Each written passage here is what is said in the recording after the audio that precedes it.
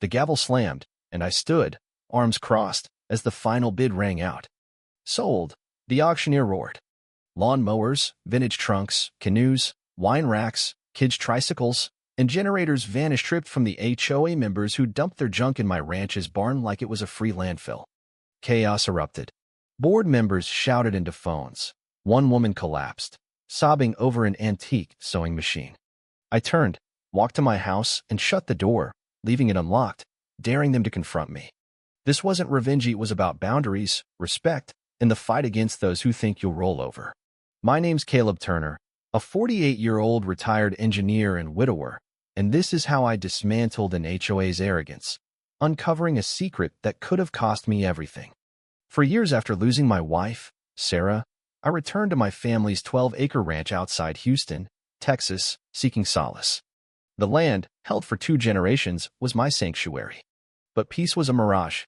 The war began with Deborah Klein, the Oakwood HOA president, a blonde in tailored suits, dripping with old money entitlement, obsessed with community standards that meant control.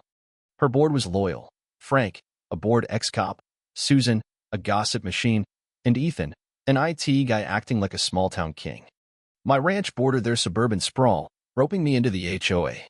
I paid dues, nodded at meetings, and stayed quiet until I returned from a 2-week Montana trip to find my barn stuffed with their clutter: cribs, holiday decor, paddleboards, and boxes labeled Jenna's Gala. It was a junkyard invasion.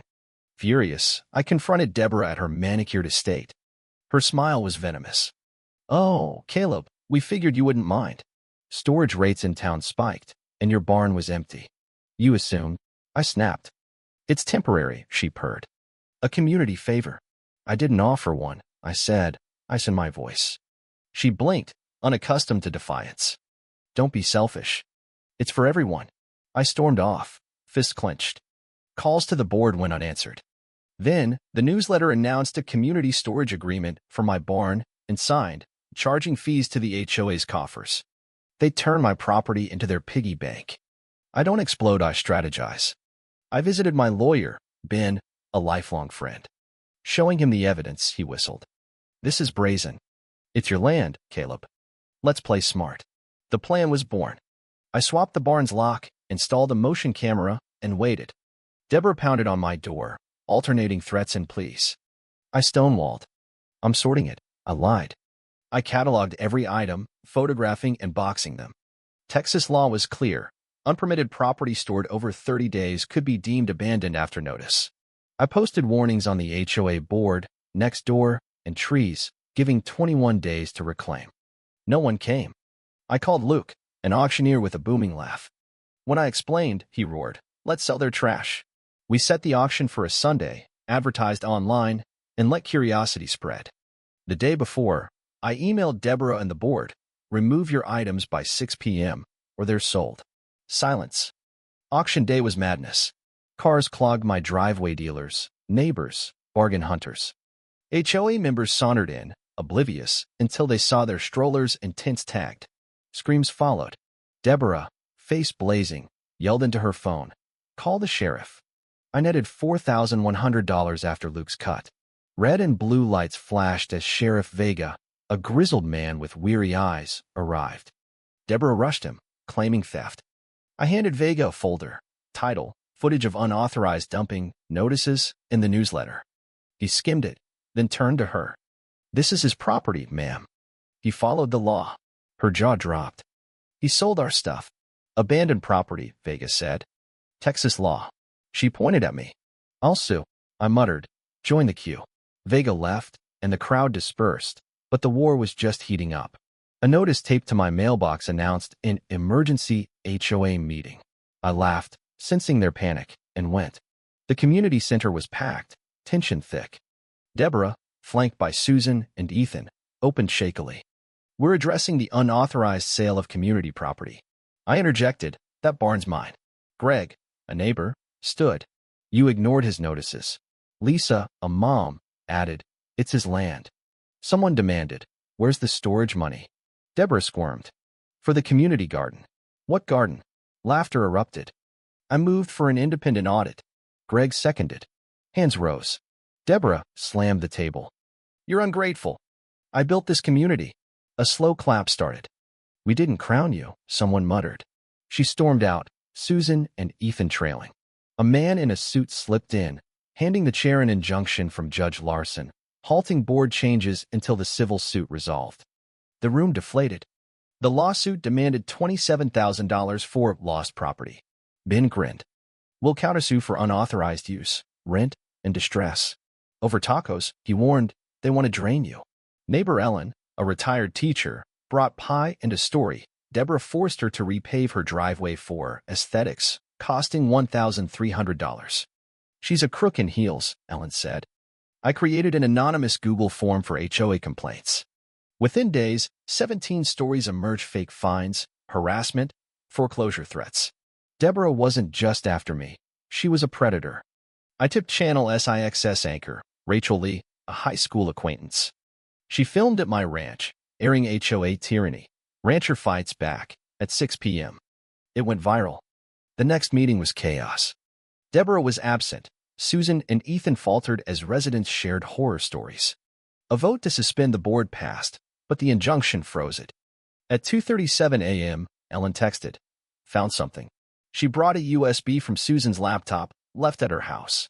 It held HOA files, petty gripes, then damning evidence.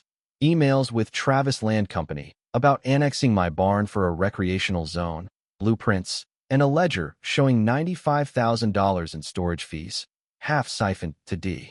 Wells Ventures, a Cayman Islands shell. Deborah was embezzling. Ben called it felony fraud. We requested a DA investigation and subpoenaed the laptop. Channel 6 ran a follow-up. HOA fraud allegations. Deborah vanished. Her house emptied overnight. Sheriff Vega confirmed she'd fled to Belize. Then, my barn was vandalized. Red spray paint. You think you won? You didn't. I added locks and cameras, but unease grew. Residents emailed about overcharges. Carla nearly lost her home to a fake lien. Ben paid $350 for mailbox repaints. We expanded the countersuit into a class action with 28 plaintiffs. I confronted Ethan, the IT guy. Pale, he admitted building Deborah's payment system, finding her secret ledger post-auction. She threatened my career, he whispered. $95,000 to a dummy account. He agreed to testify. Susan, scared, shared a recorded call of Deborah admitting cash schemes. We submitted it to the DA. A federal warrant was issued for Deborah's arrest. Then, a manila envelope appeared on my table.